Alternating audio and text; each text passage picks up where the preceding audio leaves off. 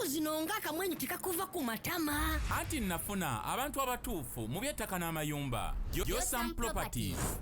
Bano bakufunira ettaka mu buli sayizi yonna gy'oyagala. Oyagala lya kyapa oba lya ndagaano. Oyagala lya kulimirako oba lya kulundirako. Naawe ayagala ery'okuzimba. Basangibwa Nansana okumpi ne Nansana Municipal Council. Bakubire ku ssimu 0748935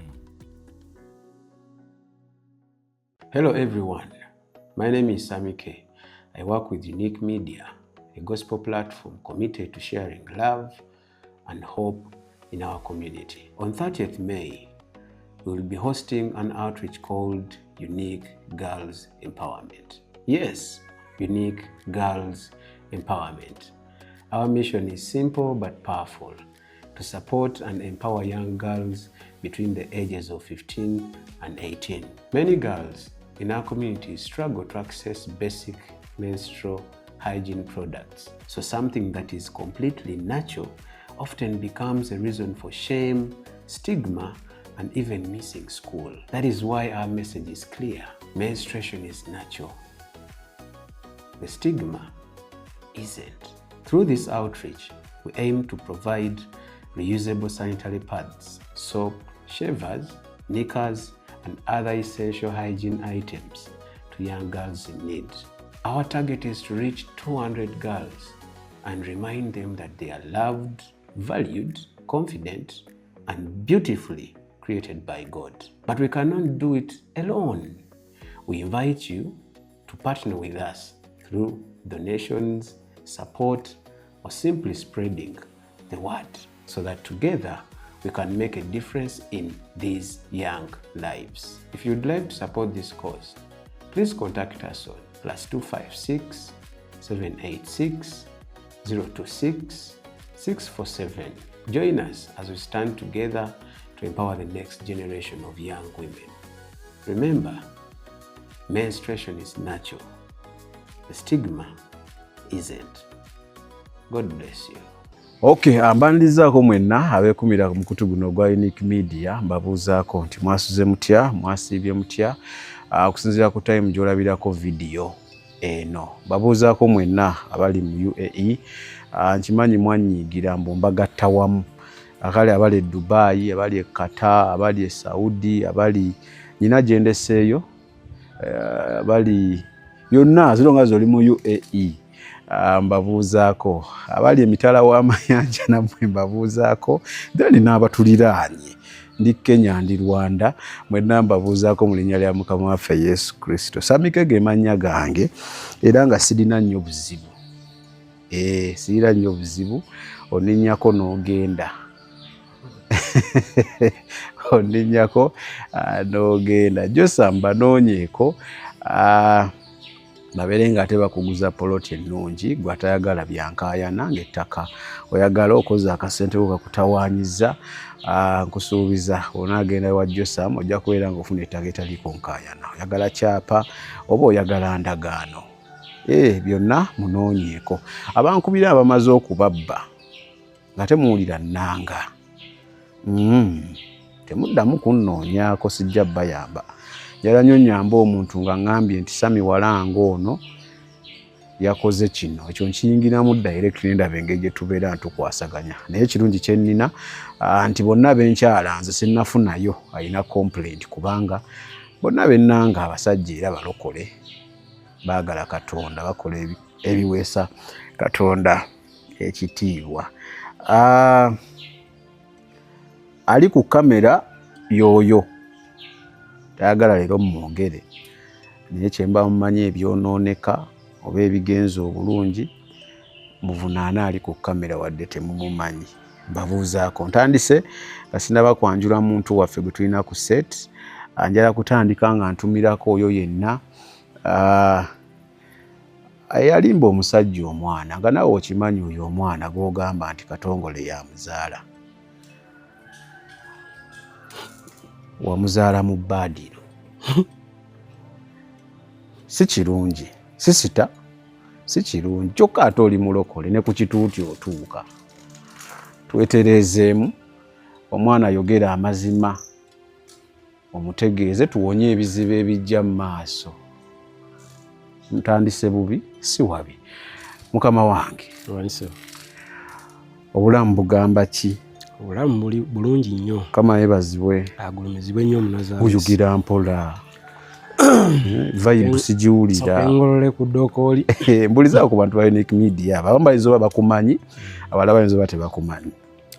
Balamusiza mwenna abatulaba. Amanya yenze brother Chris balamusaako mu linnya lya Yesu Kristo omwana wa Katonda omulamu. Era nga mbagamba nti Yesu Kristo yebazibwe era agulumizibwe. Muli mutya mwenna buli omu gy'awangalira, buli omu gy'akwasaganyiza emirimu. Ate buli omu Katonda gy'akuweredde omukka gwossa. Bukyangossa okimanya bumanya nti ofunye ekisa kya Katonda olunaku olwo. Okeera nga tossa omanya ekisa kikuweddeko. Eva olaba nti ekisa kikyali eri abakyali abalamu. Abafu tebakyalina mukisa. Kasita oteekebwako full stop. Abakawedde. Kiba kiwedde. Naye ffe twesiimye nti tukyassa. Waliwo ababasabira. Abasabira bagamba tubasabire tugamba batuuke bulungi Mukama abaddiremu abawummuze mirembe. Bamala budde. Ekyo si kituufu. Bw'obanga walemu okwesabira ng'okyali ku nsi, tewali ssaala esobola kujjako bibiri. Ekisa kiri eri abalamu n'omusaayi gwa Yesu gwe yayiwa yaguyiira abalamu so si abafu. Era Bayibuli egamba nti Katonda w'abalamu so si Katonda w'abafu.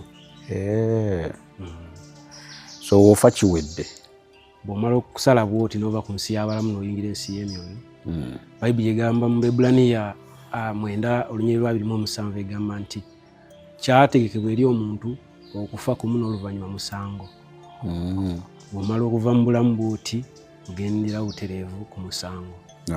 Bye wakola ebisalawo wajolaga oba ogenda mu ggulu oba ogenda mu Geyeena. Teri kifo kirala, teri kifo kya makkati nti nze wano sibiriiko, siri wa Katonda, siri wa Geyeena. Tekiriiwo ebyo. Brother Chris nze nno nkumanyi kisookera ddala. Mukama yeebazibwe. Wadde nasooka kutegeerera mu mbeera ndala. Naye nali ndi awo nga onnoonyezaako. Okunoonyaako nawulira nga nkwatiddwako ku nsonga ezimu ezaali zitambula oba ku byali bigenda mu maaso. Waliwo abasajja be wakyazaako ne babaako ensonga ze bagezaako okulambulula. Ate ensonga ezo nga nze ezimu naziri diipu nnyo. Ne wabaako ne audio ezimu z'opulayinga. Ate nga audio ezo ezimu zaayita na mikono gyange. Audio ezo zaayita mu mikono gyange. Era ze zasinga n'okundeetera obuzibu okunze okukyayibwa ensi yonna. Bantu bangi be nali njogera nabo essaawa ya leero takyasobola na kujja mu inbox yange wadde okunkubirako essimu. Naye nga obuzibu bwava ku audio ezo. Naye ate abamu tebakimanyi nti audio ezo ezaleeta ebizibu. Kakati Chris, njagala tutemeeteme ensonga zino. Nga tetupapa ekisookera ddala. Mukama akyatuwadde ku budde. Audio ki era baani be nakyaza abaakuleetera okugamba naye kangende entangaaze nga nze sinnakugamba ate nze bye mmanyi. Kaakati waliwo omusajja omu gwe wakyaza eyagamba yasuzangako omukulu omu mubulizi w'enjiri eyali mukwano gwange. Gwe ne gundi nze kamwogere. Gwe ne gundi mwali muti ne mukulu Joel. Mutereevu. Era nga mwe mugamba nkolera sitaani. Asaali kubayigira nti Chris leka. Era ate wali namba 2 wa musajja. Era neebaza Mukama. Ng'ate omusajja yakitambuza nti nze nkolera sitaani ate n'ogamba gwe tewaliimu. Ngenda bikuviira byonna gye byatandikira. Okusooka nzooke neebaze Katonda okuba nga ndeeseeko wano. Kubanga ndabyeko ne ku nviiri bulijjo ze boogerako. Esebo. Ndabyeko ku nviiri bulijjo ze boogerako. Era nyinza okubuulira tomanyi mirundi gye zaakajja mu inbox yange nga zoogerako. naye bifo nga tetunagenda wala njagala nsooke ntangazeemu aba era kansooke mbabuulire okumukusalawo kwe mbadde n'akakola tetunagenda wala ekyo ekika ky'obulokole nakivuddemu ekika ky'obulokole ekyo ekika ky'obulokole ekyo kyenjogerako kye kino okubanga nsobola okugenda mu inbox y'omuntu nenjogera ku kintu ekibi omuntu munnange kyakoze naye nga mu njogera gye nkyogerako ndaga nti nze ndi holi oba mulumirirwa naye nga ate indisigazi ndi mumukolako olugambo amusalira musango omukolako olugambo kyakoze kibi oba kyali kibi ate nange kyendi mukukola mu inbox nakyo kibi ow'enviiri tagenda mu ggulu naye naakola olugambo naye tagenda mu ggulu kakati kikyoba otaasa awo ffenna tuba tusigala awo nawe bakusigala kati ekika ky'obulokole ekyo nakivuddemu so tuddeyo wali nga tonnaba kivaamu sinnaba kivaamu nga naawe okyasalira abantu omusango saasalira abantu musango naye so tuddeyo wali kubanga nagenda okwegendereza ku chano yo nga waako omujja eyo kyekisookera ddala then waliwo ka video ke nalaba ke wakolako nali yes tewayogera mannya naye nga ndaba kwanza nali ntegedde ebigenda mu maaso naye nga ndaba omusajja omuviiriddeyo ne ngamba oluganda nga tebalina kweyisa batyo tutuuka tutya wano kaakati era mukwatagana mutya kubanga kyemmanyi nga temunnaba kwawukana mwasooka kubaako olunaku lwe mukwatagana ne mutambulira wamu twali bumu so tutandikire mukwatagana mutya kaakati nga sinaba kuddirayo wali kansooke nyongerezeeko ku ekyo kyogambye kansooke nkulage ku audio ezo okuzijjayo bintu bingi ebyagenda mu maaso ate nagenda okwekanga sinze nzekka aggyeyo audio z'omwami oyo ne channel endala zazijjayo naye ngenda kwogerera ku saidi yange nze nagenda okutuula omanyi bw'oba nga waliwo ensonga ezimu ezikubaddeko bw'oba oyagala solution ddala obanga oli mulokole otuula n'otunulira ku byawandiikibwa n'omanya ddala bwe nti bwenina okutwazaamu ekintu kino bwe buba nga si bwekityo nne n'okyusaamu kati mu kukola research saafuna kubikulirwa bula ngamba research nina kye nazuula wazuula ki kye nazuula kye kino nga bwe gamba nti n'obulokole bwe navuddemu obwo era bwe buno okubanga gwe oyina enjiri ate ng'ogitaddeko ne price tag nyinza okukozesa ekiga price tag oba kale kitwale nga tag tugiyite tag tiina enjiri yange eno njiri yange nze enjiri gye mmanyi ya Yesu Kristo fe abantu tetulina njiri era enjiri gye mmanyi Mukama waffe yagamba abayigirizwa yalaga nti mugende mu nsi yonna mubulire enjiri abantu bonna mubafuula abayigirizwa naye era enjiri gye baabuliranga yali ya Mukama waffe Yesu Kristo kati bwe mba n'enjiri nga nze personal nga nsobola okukugamba Same oba nga nsobola okukubulira enjiri bw'ogenda n'ogibuulira ne ŋŋamba abantu oyo akoppanze enjiri gy'ayogera si ye kitegeeza enjiri ebeera personal mangi taddeko tegeezo yiyo eba yange teba ya Yesu kati natuula nembiteeka ku giyite weighing scale ngenda okulaba ngalo ekitali kituufu waliwo ekitali kituufu naye ndabanga buno obulokole nobuvaamu nga bwe nava mu buli obwa ekitwale nasooka ati naye ndabanga nabuno nobuvaamu kuba ate nze tageti yange njagala genda mu ggulu ffenna ye tageti kati ne ndabanga obulokole nobuvaamu obulokole obulala bweba obutamanya byawandiikibwa kyentegeeza nti gwe n'obeera awo n'olinda okuwulira enjiri n'olinda osome ekyawandiikibwa ekyogeddwa mu njiri oba ontegedde nkutegeera kyentegeeza nti buli muntu olina okwesomera bayibuli kubanga omuntu ayinza okubuulira enjiri naye nga okubikkulirwa Katonda okumuweereddwa kweyo vaasi gwe bw'ona asoma bayibuli yonna gwe siko ogenda okufuna buli omu afuna kubikkulirwa kwe kyolaba osobola okuwulira enjiri Chris ng'abulira ku kintu kyekimu ne gundi ng'abulira ku kintu kyekimu naye nga okubikkulirwa bonna kwe balina tekwanjawulo wadde boogera ku kintu kiringa ekifaanagana kaakati ekyo nakirabira wano naye omusajja wange abuulira njiri lunaku lumu ajja apositinga ku status ku WhatsApp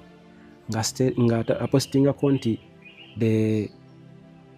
nga bwolaba nti the big road oba the wide road the Broadway naye Broadway engeri gye yajogerako the Broadway of holiness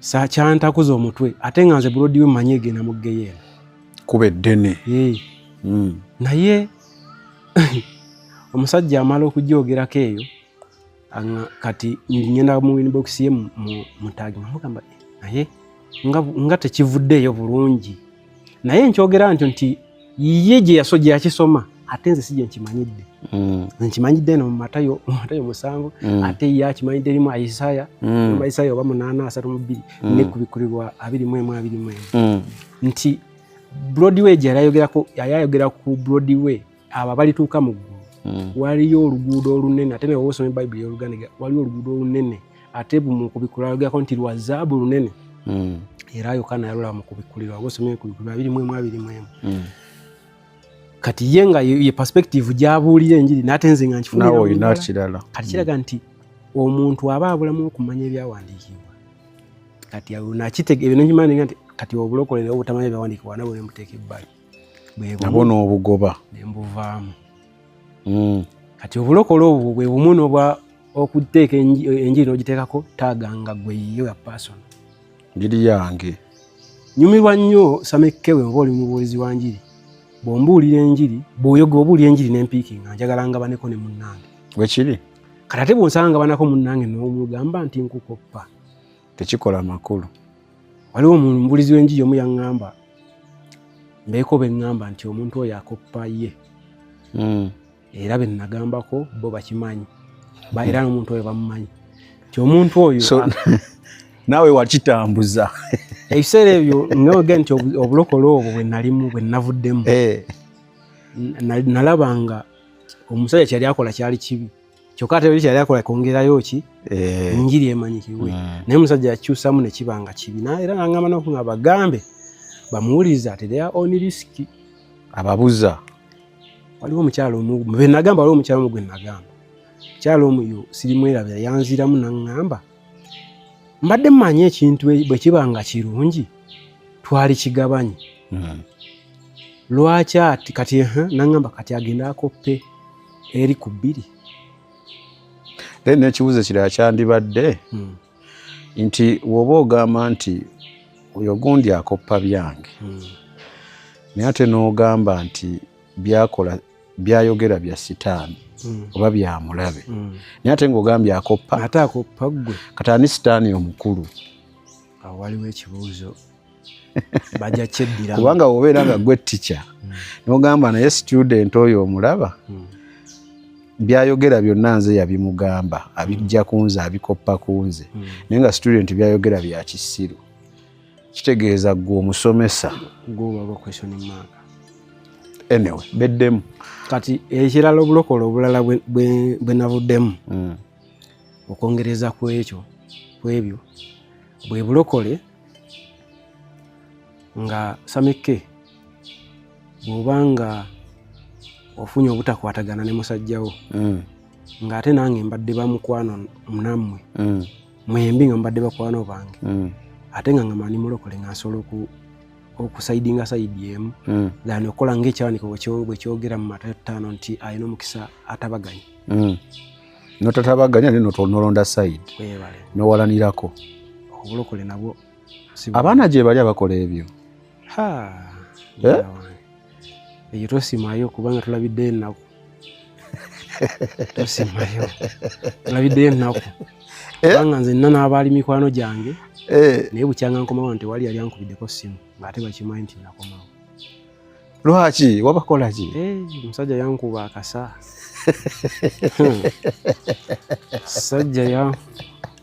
sajja yankuba obusa oli mukwogera musajja nze mumanyi ontegedde naye oyandaba tamumanyi bwe banaaba bawuliriza bulungi ngenda kuviira gye byatandikira n'okutuuka ku odiyo eyo gye bapuleyinga tusanga gye banagwera banaaba bamutegedde Amina. Siri wano empola. Siri wano kwonoona linnya lya muntu. Wabula ndi wano okwogera amazima. Waliwo omuntu omu yali ansirisa nga ngamba tobyogera bireke. Kuba ye nagezaako ne munnyonnyola amazima n'angamba tobyogera bireke. Naye waliwo abantu abaali babatizibwa. Naye ng'abantu abo baali babatizibwa be bamu ku baabuulibwa obulimba obwo. Era ng'ate abantu abo be bamu ku baabwongerayo. Sameke bwe nzija n'enkulimba n'obuulirako omulala automatically naawe oba olimba. Kati ate tulaba ekyawandiika kigamba nti mwenenye mubatizibwe. Kati onenenya otya nga totegedde nti wakola ekibi. Tosobola kwenenya ky'otategedde nti kibi kikola nga kakati kyenagamba oli bali bwe baali babatiza era vidiyo eyo yafuyiyo yafuluma nga babatiza naye baali batebanaa kubatiza ne basooka kwogerako ku musajja oyo. Nze kati oli yannuma mu inbox n'angamba ebyo tebaali bikoze tebaali byogedde baaligenze bugenzi mu maaso nemugamba naye ekyawandiikibwa kiga nti mwenenye mubatizibwe.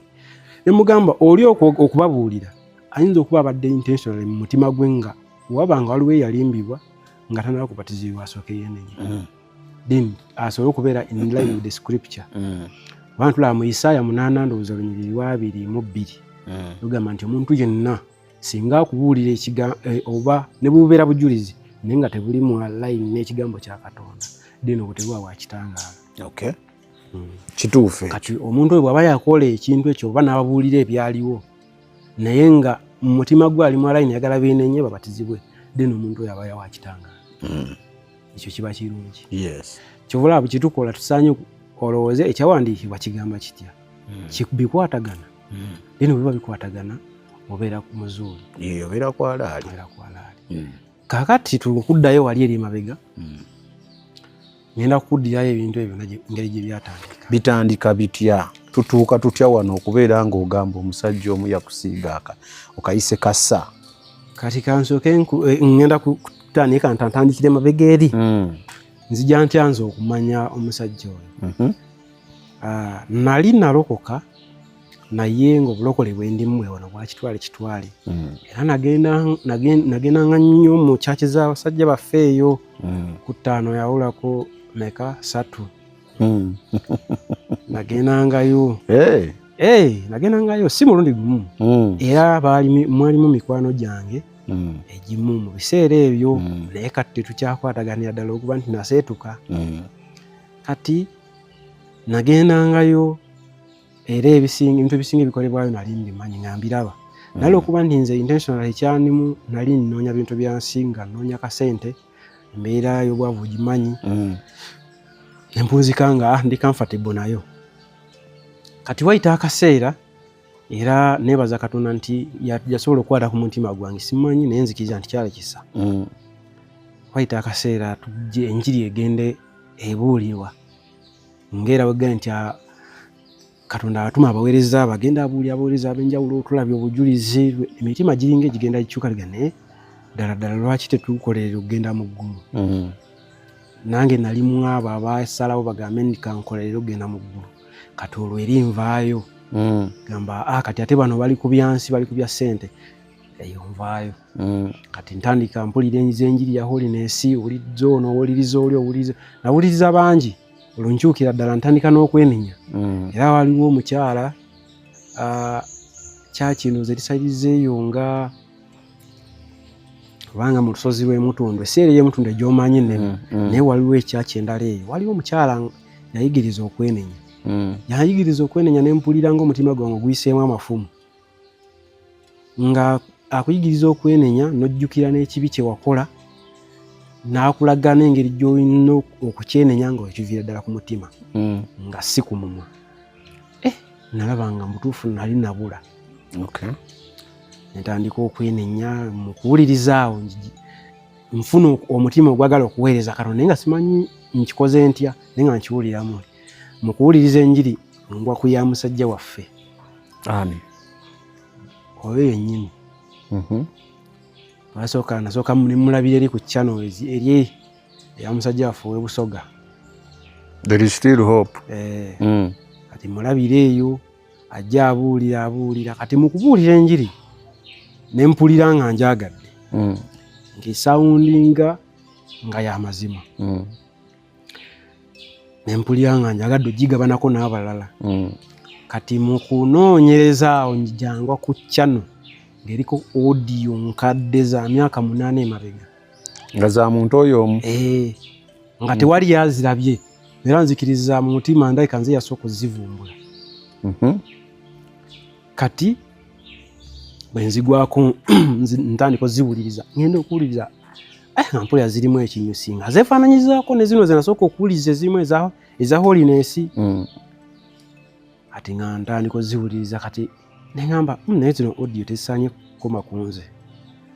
Nzigulawo channel ku YouTube. Nga bagiyita ki? Baali bagiyita Christ is the Word. Christ is the Word. Yali ekomaawo channel nga sinakyongerako. Naye ntandika oziteekayo nga nzigabana. Naye nga nsooka zeeditinga. Ate kigambo kya Katonda kyeditingamu ki? Kati audio natuuka nga zaalimu ebirumira. Kati ebirumira ebyo ng'empulira nga kusinziira ku njiri gye nampuliriza ya holiness nga tebivaayo. Ne nfunamu endowooza ne ŋŋamba nti zino audio zirabika we yazikola yali akyali muto mu mwoyo kubanga zaali nkadde. Myaka ng'emeka? 8 emabega. Kati ntandika ozijjayo nkingamba oba nkole ntya. Kati ningamba kansooke njogereko naye kati waliwo audio eyasinga okundeetera obuzibu. Njigwako eyo gye broadcastinga. Njigwako njiwuliriza. Kati bwe nagiwuliriza nga bwe gambye nti nange nasookera eri ku 5 yawulako 2 5 yawulako 3 nakimanya alabika naye yali nganze. Yali mu biki audio? Ejo musajja yali ayogera okusinziira ku audio yali recommending abantu okuwuliriza TB Joshua omugenzi. Kati ate ffe twali tumaze omutegeera nti oyo nabbi waabo ki wa bulimba. Nze kati bwe nagiwuliza nali nkimanyi nti oyo nabbi wa bulimba kuledde nali eri manye ebifo yayo eri kubanga eri emu neeyo era baluganda. Kati ngenda mu inbox y'omusajja jukira we yali yakajja mugamba nawe wali okyali muto mu mwoyo. Waliwo balabanga basajja ba Katonda teyanziramu asooka asirika. Kati ne mulemerako ne mugamba ambulira nange nagendanga eri nga sinaakutegeera mazima naye bwe namanya mazima ne nkola ki nenvaayira nenenya mugamba ekyo tekikuswaza kwogera. Ffenna abantu bangi buyise mu machachi agaba nabbi b'obulimba agatayogera agakola ebintu ebitayisikana Mukama. Kati bwe namulemerako ennyo yali badde nga response ye yaŋŋamba nze ne mission yange mu Uganda ewedde kati genda Kenya. Okiwulidde nga bwe nkyogedde nti ki? Mission ye mu Uganda ewedde kati agenda Kenya. Ebyo biriwo ddi? Biriwo ndowooza mu mwaka Rwanda 2022-2023 awo 2023 tuyinza okuba twagera kuyingira 2024 period mugundi awo mwe period. So kansooke ntegeere osabira eri ku 5 yawulako 3 gye nasookera gye wasookera. Otuuka ogamba naye nedda enjiri ya simanya kasente ebyensimbi kooye tegenda kuntuusa oyagala kati genda mu ggulu.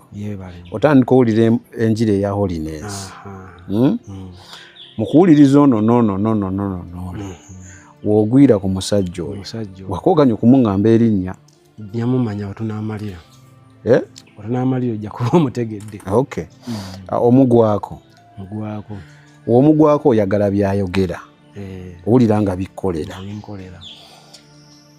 nga tonnatandika kuba ogambye otuusa oguddewo channel yo ng'onatandika teekayo audio ze wamunoonyaako.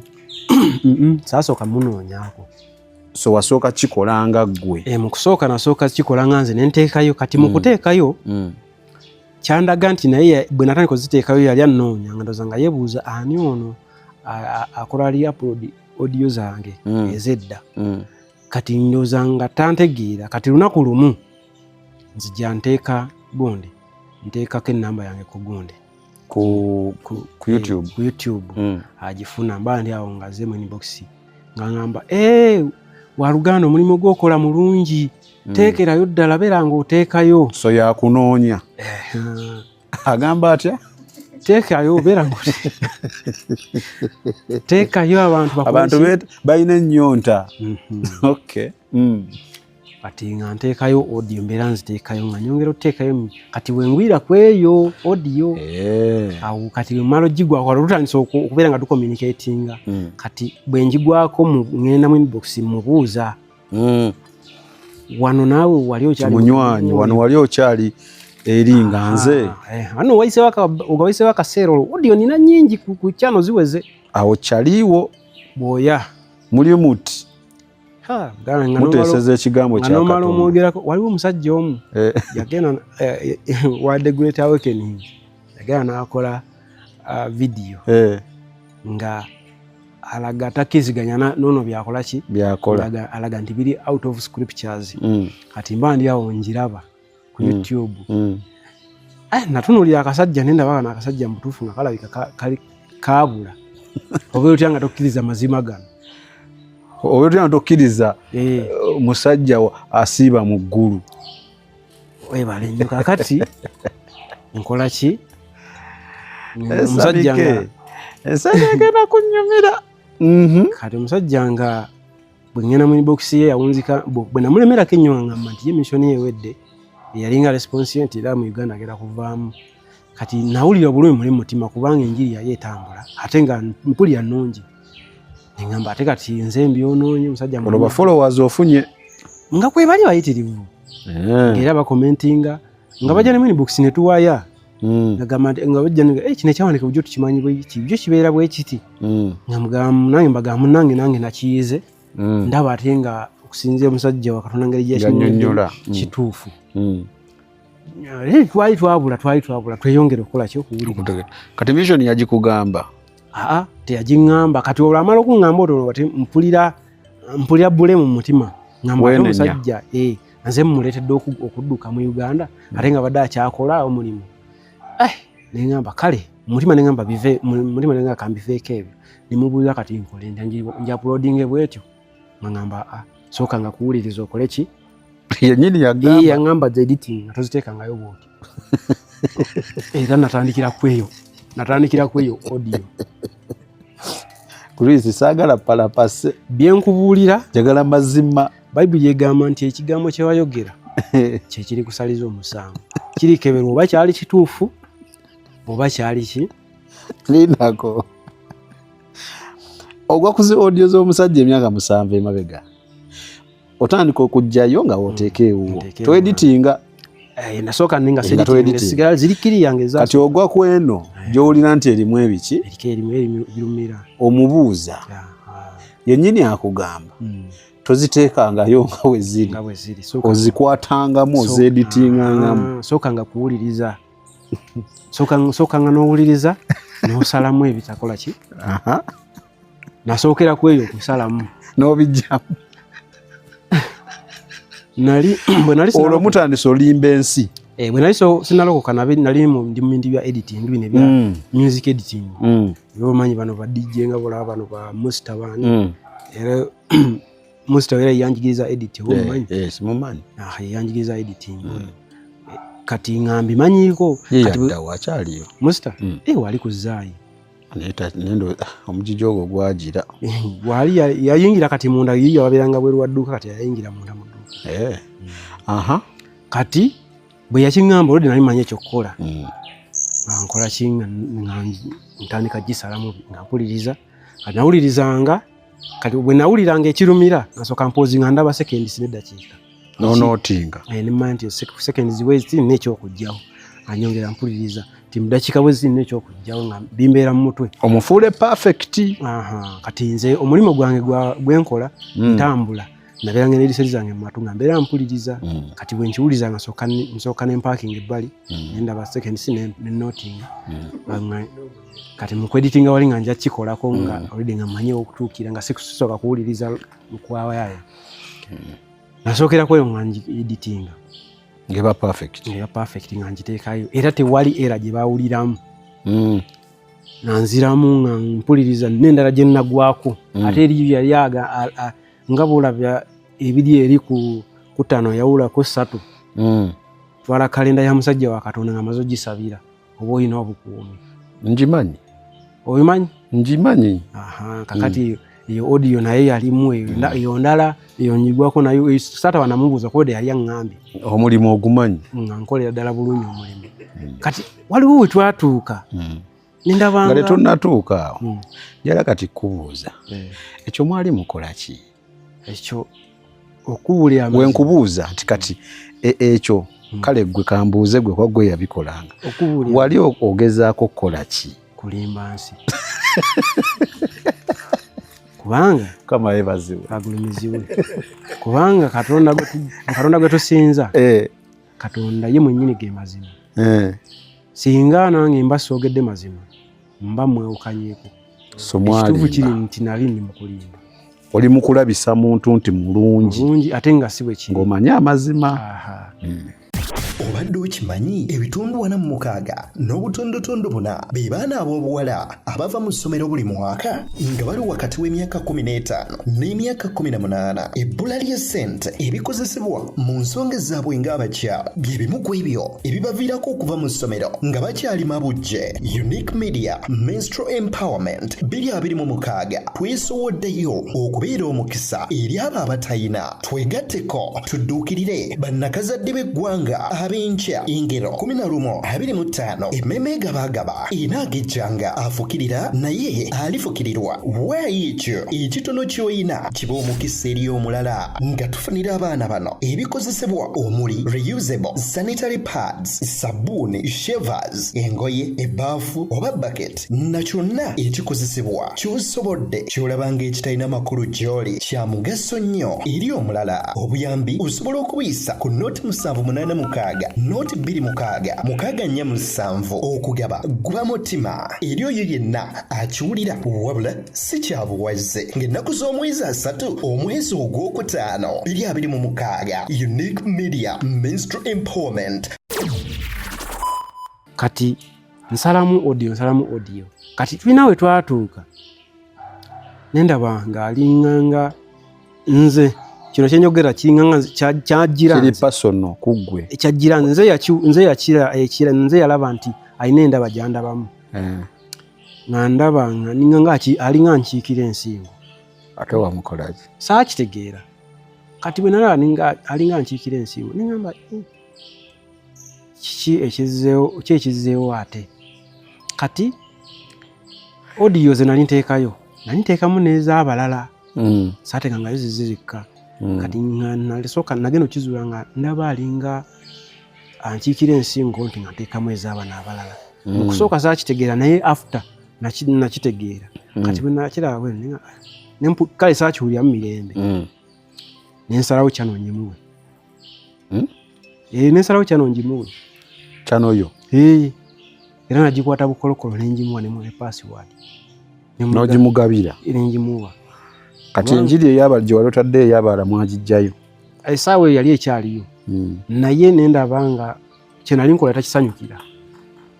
So kati wali ofuuse muntu ali muku azirongaza omusajja wanga tuli mu good terms bisigadde tebirina makulu. Kakati nze biseera nalina okwagala kungi nnyo eri Katonda nengamba oba kiyinza okuba Katonda yamubikulidde nga kibi nengamba kati nze okwejjako ekintu ekyo kanjimuwe bukolokolo yakole kyalaba nga kituufu. Naye kati olowooza wali ogudde mu laavu na Katonda oba na muntu ayogera ebya Katonda? Nali sigudde na Katonda mu laavu. Weewaawo nalina entiisa ya Katonda naye nali divertedmu. Gende mu maaso. Kati nenkwata kyano nenjimuwa n'okwagala okungi nenjimuwa. Kati bwe nagimuwa yagiroginga kuba mu kuloginga nalaba nga agitadde mu kompyuta manyi oba ne akawunti yo ogiwa omuntu n'agiroginga mu kompyuta oba waliwo ka password gokesindika olina okukamuwa. Kati nalaba nga gikyuziza kompyuta mwagiroginze nomuwa access. Kati n'abeera nga ateekayo audio ne mugaa ajja teekangayo nga bwekolaki nange bwenteekayo ne muwa access n'abeera nga ateekayo nga nange bwenteekayo. Kati nagira ekiseera nga ndaba nteekayo ng'ate ndaba alwawo okuteekayo naye sikitwala nga kikulu nenjogerako naye mugamba nga toteekayo n'ateekayo awo nga lwataddeyo ateekayo nga 3 mu mukono gumu odi gundi channel ne bagiggala. Lwaki bagiggala? Nafuna email okuva mu Google mu YouTube bagiggadde evayo etinza simanyi bikoze bitya ne bagiggala nga tewali nawo nyingi. Ningamba nko yaliko abantu bangi banali yaliko bangi ati bagiggala nenda wakati nabeera waawo nga sikyasobola sina kyensobola kuteeka kunagigeza kugiri coveringa negaana. Ningamba kanzigulewo endala kuba munze nali mpulira ekyokuweereza nenzigulawo endala nengamba kati sijikuwa neonazimba omutima kati kireza kyano yo yakuluma nali njagala naye olw'okuba nti nali nsindikiziddwamu nasalawo ngimuwa kati bwe yagirogingamu nenjisigaza kopinga naye ateekayo nengamba kati tambulira awo naye bwe bagiggalawo yannuma kubanga nali nawe njituusizza ati sika ne bwe yagitute completely naye nesigala ng'ekyakola ekyagenda kali ekyannumamu awo nengamba kati saategeera buzibu bwava ku ki era nagulo wakase omanyanga naye kyano yatwalibwa ati nzigulawo endala kati bwe nagigula ojuka tosobola giza mu linnya lye limu liri kizibu kati nawalizibu okwongerako ka kyano eri yali Christ is the word nenyongerako Christ is the word channel sobola okuvaayo eri kati bwe nayongerako ka channel nevaayo nenyongera nenziddamu nenziri uploadinga zonna audio nenteekawo nga nteeka nenzabala nenyongera nenteekayo naye ng'abeera ajja mu inbox ngamba ebintu byabo tobiteekayo yaŋŋambako tesosobola kwerabira waliwo kyaki bagita holimo ogimanyi eri esaidi zeeyo olugala nateekangayo obubaka bwabwe waliwo balina nettabi eddala lirieyo oba siriali yo noba Nigeria nateekangayo revelation yoyo omukyala gye bayita Sister Linda najja uploadinga yaŋŋamba yajja mu inbox naŋŋamba tobiteekangayo bajja kulowooza tuli kimu nabo ku channel eyo kati ekintu kyantroubulingamu kubanga nze yali omuwuliriza obeera omulaba yali alaba enjiri byali abuulira byagala okufaanagana n'ebyoli kati nga nebuuza mwenna mulimu bwaweereza ba Katonda lwaki ate bibaamu enkokola badde manyi wali badde osapootinga busapootinzi kuba namuwulirako muzimu video ze mwasooka okukola naye abamu inspiring okujja naye aveeyo abulira obujulizi yali Aida oba Aida nawulira Aida mbadde manyi nti yalibadde amusapootinga bw'obanga yamu inspiring okuvaayo kyenzikiriza nti yali inspired okuvaayo nti yalaba ng'oli kyabuulira bwali bujulizi butuufu okusinziira ng'oye bwe yali ow'omwoyo so yali adde asapootinga nate wagenda okuyitawo akaseera ate yakuba Aida namwogoloza eyamu inspiring ate yamukuba n'amuleka mu kkubiro yamukuba ebitoomi yagamba wasitaani omanyi kankubuulire kampu yammwe eyo mpozi wavaayo navaayo kati obulokole nabuvaamu kampu eyo gye wavaamu omuntu omufuula owa sitaani kiri ku mumwa wano kyanguwa mangu simanyi lwaki ekyokubiri musala nnyo mwali musala nnyo emisango tontwaliramu kubanga kubanga nze ebintu bibiri amazima galiwe gati nga bwe nagambye bano goli mukwogerako mumanyi ebimu byokoonyeeko omuli toteekayo byagundi yabiŋŋambako nanze omuntu ku channel yange kwe yajja nga teyankubidde ki esimu naye nze teyaŋŋamba direct nze yayitamu mbw abantu bakomplaininga obubaka lwaki obugattamu abalala mbuwandibulese ne weefollowinga parts nga togaseemu balala. Nze nakitegeera nti yeyo ensonga ye tayagala mugattamu baki balala. So nze ebintemu byoli mu kwogerako baali babinkozeeko. Nawe bwe byogera nali siwulira bipya. Okitegedde? So kati kyano gye wasooka okuggulawo wagimuwa neemulemerera ne bagitwala n'oggulawo endala eyo neŋŋamba kandi serious neeno endala alaga yammwe. So akugaana okuteekayo obubaka. Simuwuliranko ng'akuba Aida ng'emazima. Muganda wange ffe twabeeranga mu gurupu. Kubanga nze kyemmanyi mu vidiyo ze nakola yagamba era Aida gwe yalabirako. Mukama mbu n'amuggira n'amugamba otakola ng'oyo wakola n'oyogera obubaka ogenda kwekwasa ki? Yogera obubaka bwange, ababutwala babutwale, ababuleka babuleke. Tola yakozesanga nnyo n'agamba buno obubaka si bwa buli omu.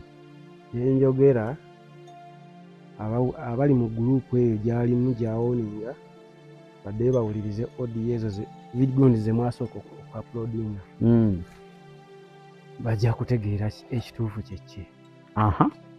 Kubanga ekituufu kyo abakubye. So akugaana oteekayo obubaka bw'omukyalo oyo. Ngamba toddamu kubiteekayo bijja kulaga nti tubasapootinga. Naye nga tenze nali mbalabanga jagala kijja kulaga nti tuli bumu nabo. Ate nga si bwe kiri kati awo. Saamubuuza nnyo diipu oba Mukama alina kye yamulaga. Naye kyenyinza okubuulira nze okutuuka wano wendi okubanga nkyasobola okwogera erinnya lya Yesu Kristo mu kamwa kange. Mpise mu mikono gy'abantu bangi nga nabo nabo mwebali. Nze kyenzikiriza kiri bwe kiti. Sameke oyinza okuba nga olina ky'otamanyi. Nzikiriza nti kinkakatako kwongerako kwekyo ky'oba tokola. Exactly. Wankubadde Bayibuli egamba nti bw'ogaana mba nina okukola ki? Okukuleka. Yesu yagamba nti okunkumulanga ekkanzu yo ndooza ebiseera bye baali bambala makanzu ogikunkumulanga enfuufu neggwako n'ofuluma n'otambula. Yesu gamba akabonero kali kalaga nti omuntu aba agaanye mute naye ng'osoose kukola ki? Omugambye. Naye mulimu abantu nga bo beetaaga okumanya. Kino nansonyiwa ngenda kutwaliramu. Twaliramu. Ate mwantwaliramu dda. Ngenda kutwaliramu si gwe lugendo sooka.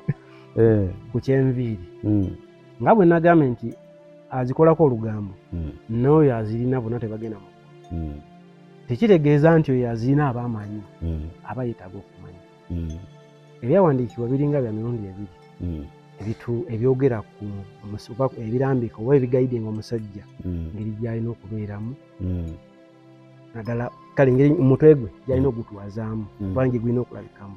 Kisooka kiri mu Baleevi 19 ndowooza 29. Lwakuba Bayibuli wali ezimu baakozesa oluganda olw'edda. Era omuntu amu ayinza ogisoma na Bayibuli ekyawandiikibwa kigamba nti Katonda agamba nti tosalanga nkiyo za mutwe gwe. Kati oluganda lwadda omuntu ayinza okubuuza zo enkiyo zenki ayinza okubuuza enkiyo. Kati abantu abamanyi oluganda olw'edda bagenda baggwawo. Kati abaliwo emirembe gya kati ba digito tobabuulira byadda tebabagala nabimanyi. Kati onoonyaako ku z'oluzungu ekyo mu y'oluzungu ejja kulaga nti tosalanga saidi za mutwe gwo guno egala nti egi tosalanga enviri z'omu mabbali g'omutwe gwo egamba nti tozisalanga. Naye omuntu omu ayinza okugamba ekyo kiri mu mateeka lwaki onteeka mu ndagaano enkadde. Kati ne tuvaayo ne tujja eno mu Bakolinso ekisooka chapter 11 bw'osoma Lunyiriri ndowooza lwa 14 basikoze 14 wa 15 mbasikoze ensobi. Katonda alina ekyawandiikibwa kigamba bwe kiti. Katonda abuuza agamba nti obuwangwa bwammwe tebubalaga nti omusajja bw'aba n'enviiri empanvu kiba kya buswavu gy'ali. Olaba Katonda akijjeeyo eri mu mateeka akireese eno mu Guleesi. Kati wano mu Guleesi omuntu ajja kugamba ate abazungu nga balina enviiri empamba naye ekyawandiikibwa kyetaaga n'osoma ennyukuta ku kigambo ku kigambo. Katonda ekyawandiikibwa kigamba nti mu buwangwa bwammwe kati osooka n'obuuza gwe oli buwangwa bw'abazungu nga toneekwasa muzungu nti bo nga balina ezikoma eno anti nze ndi buwangwa bwa wano mu Central. Okay, kati onabanga obuwangwa bwammwe bwa wano mu Central ojja genda obuuze jjajjaawo. So kati Bible tulina okugoberera ku buwangwa. Kati Katonda mugezi nnyo ndowooza era nze kyembadde mbuuza nti waliwo obuwangwa we bukola. Kakati kikugireyo bwe nti Katonda nga bw'ayitibwa kitaffe atutaayiza bw'alaba nga oyo nawe ogenda okusukka akuleetera mu ngeri gy'oyinza okitegeeramu. Kati yakireeta bw'atyo ndowooza mu kwagala kwe nga gye tujja osobola okitegeeramu. Ojja kubuuza jjajjaawo oba taatawo naye wamma kiba kitya. Ate oluusi naffe bwe twajjanga tukula ng'omuntu alina enviiri empanvu okuzza amaviiri omuvubuka nga era nedda tukola ekyo. So kya buwangwa. Kati olina okutulamu ebuwangwa bwammwe kubeera ne mu Bayibuli balina obuwangwa ng'enviiri bakkirizibwa ozzikuza kiryoko zikuza. Olwo ojja kulaba ne bw'oba ogenze mu bazungu ojja kulaba omuzungu omusajja era nga naye enviiri ze zirina bwe zikoma. Era nga tolaba bw'azisussaawo batandika okumuteebereza okubeera ge kuba atandika okuziisaawo ng'abakazi ez'abakazi gye zikoma batandika omuteeberezamu emize egyo. Anti-Kristo njalo mmanya ku ky'enviiri mu ndagaano eno empya ey'ekisanga awo ogambye eky'enviiri kya buwangwa. Katonda kati yakireetera mu buwangwa. Kuba kati olaba ne bwobeera mu society kuba kati nze nakulyako mu katoogo mu katoogo ebwayise manyi bwayise katoogo sigimanyi. Katoogo neeri osulayo nkuba bwetonnya ojja kuzuuka nga ebbaafu yenkana ekitanda waggulu. Tebakwebaka era ebitanda byawo eddirisa bwetandikira okudda waggulu.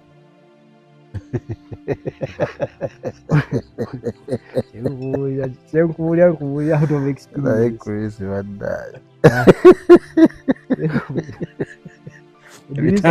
Bwe tulula eddirisa bwelitandikira ekitanda bwe bakitandikira kudda waggulu. Ebitanda byawe bya special order. Era basinga abali mu bufo obwo obubi ne babagisa bitanda ebyo babagisa. Kuna nkondozi za miti za Polo n'akubawo apima wekoma akubirako neyekolera entandaalo ye ayoko mufaliso w'amazzi enkuba weetonnya kizibu otuukayo ne bwetonnya etya temutuuka anaagiwulira bukedde era eri tomala gazuukuka osooka kwetegereza oyinza okuzuuka maye ova ku kitanda ebigero birengejja bituyinza okulengejja mu mazzi biri mu Uganda wabikuliramu. Obadde ogirojjayo point. Ekyawandiikibwa ekyo kati nga bw'olaba nti kati eyo mu katoogo twakulira naye bw'oba toyagala kwerabisa batandika okukuteebereza oyinza okuba mubbi bikoze bitya enviiri ezo tosala tozikuza ng'osala enviiri eziri nnomo takuteeberezamu mu kubeeramu yaaye kati bwe obuwangwa ndowooza Katonda bwagezaako tugamba nti obuwangwa bwammwe obutakuteebereza kuba muyaye kwekengera obutafuna buzibu oba buki sala ng'obuwangwa bwe bugamba ngola embeera y'abantu b'owangaliramu bakola batya. Bwekityo kati Katonda ndowooza ayagala tukitegeere bwe ekyo kigende eri abantu bonna abalala badde bakyebuuza. Sooka otunule ogwo obuwangwa bw'olimu nga tonneekwasa z'abazungu bo nga balina mpanvu gwe obuwangwa bwammwe bwa mpanvu.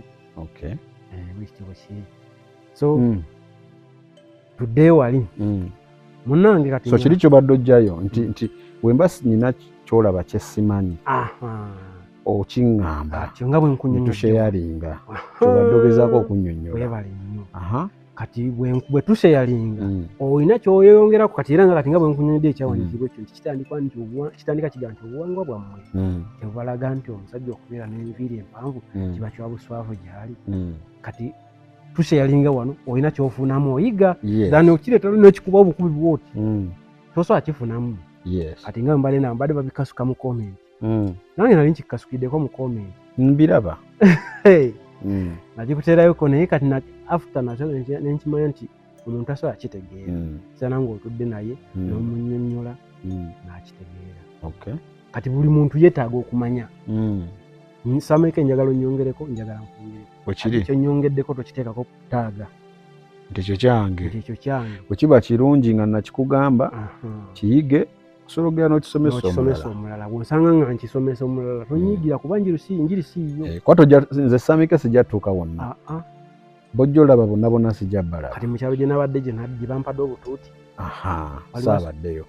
So kitegeeza bye wayiga nga birungi byakukolera olaba bituufu wabisomesezza abalala ne be wasomesezza ababitegedde bajja somesa abalala enjiri etambule weekyo. Yes. Awo tuba tutuukiza kiri ekyawandiikibwa abantu bonna bafuuka abayigiriza. Kaakati awo buli omu yeetaaga munne naye ate tolina kulaga nti gwe eno territory yo enjiri eno tolina kwewanya self importance. N'ekirala kye njagala nkooneko mulokole bwe navuddemu nagenza okulaba nga bulimu self exaltation nti bwe ntegeera enjiri ey'amazima ate abalala ntandika okulaba nga bo bagenda mu geeni era basitaani ate nga ffenna twalokolebwa bwa kisa. Kati bwe manga nalokolebwa bwa kisa naawe n'omulala alina kulokolebwa bwa kisa newankubadde ffenna namanya mazima.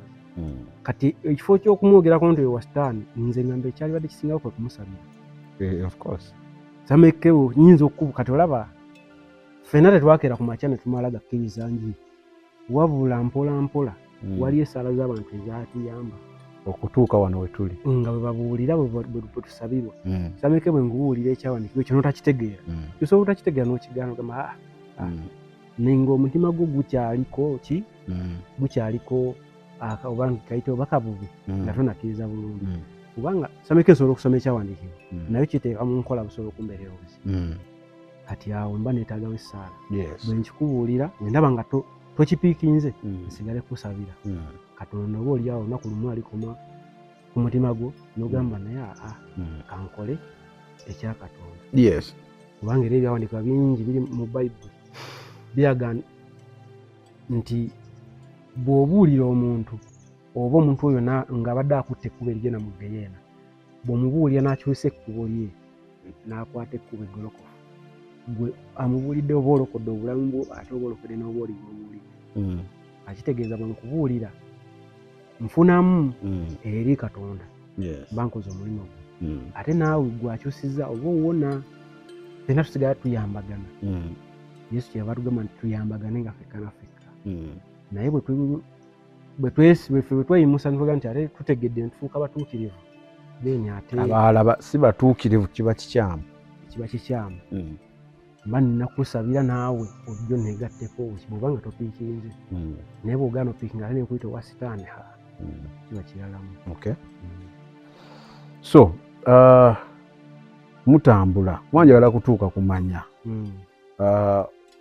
eno gye tuli tutuukayo tutya kuba ndaba mukyatambula bulungi waliwo obumulumulu naye mutambula bulungi. Tutambula olwo nziguddewo kyana endala era balabe bo esaawa eyo abalumba ye tatuuka gwe otuuka. Naye saalumba nnyo era nebaza Katonda okuba ekyo ekisayinza okuba nga kinteekako saalumba nnyo naye nange nabakiikirangamu ensingo ngamba omuntu ono abadde nga takiriza wewe abagagga wali olabika wabeeranga mbwa ya mugagga osooka yita ku ggwe okozeseza kinene ate muna abagagga mu kibikomera ojja okumubba oba omulumba embwa z'osooka okukwatagana nazo ekyembwa kijje nga ye akyali mu nnyumba tannamanya biri bwe tukozese bakaddeyi ekyembwa kijje kuba wali kaddeyideyi wa mukulu kankitwale bwenti. Ebyo by'owulidde oba ebyogeddwamu episode eno si birowoozo bya Unique Media nga channel awamu n'abagikulira wabula birowoozo by'abantu ssekinnoomu mu kiti kyabwe.